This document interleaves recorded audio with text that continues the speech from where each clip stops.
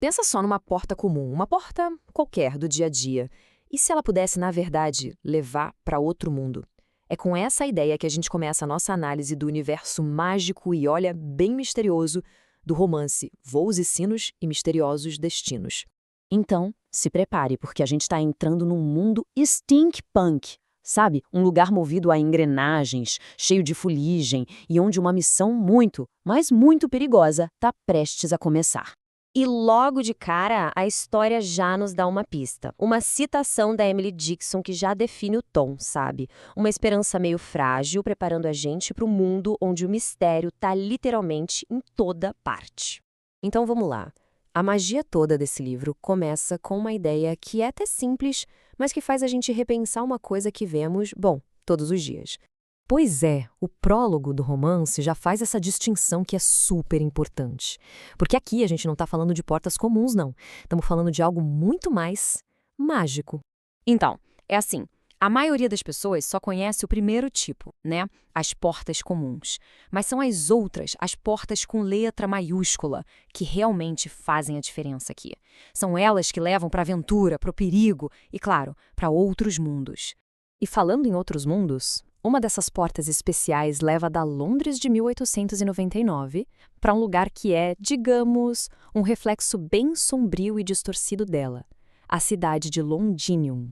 Mas olha, esquece qualquer ideia de conto de fadas, tá? Londinium é um mundo steampunk puro.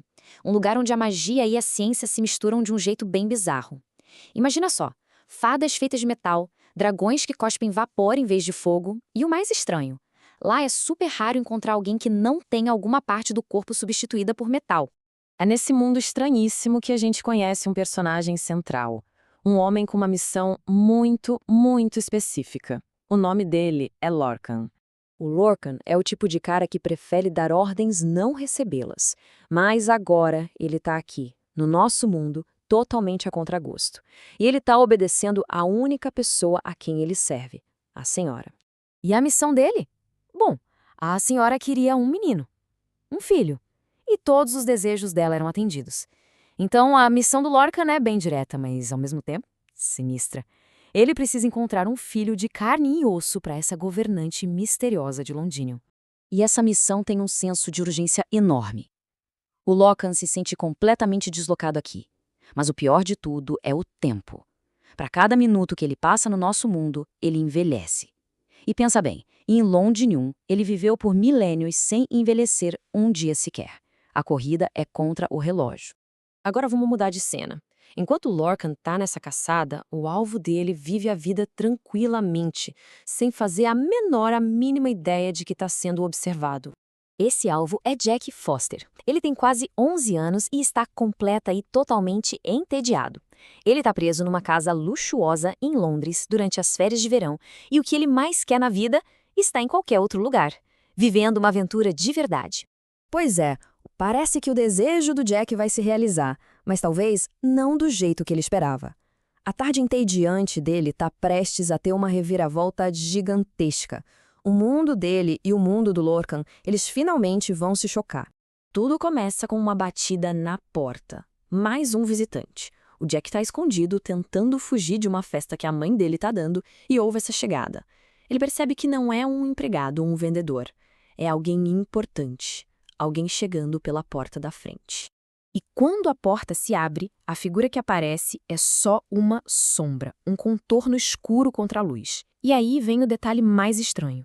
Mesmo num dia de verão super calmo, um monte de folhas secas entra voando junto com ele.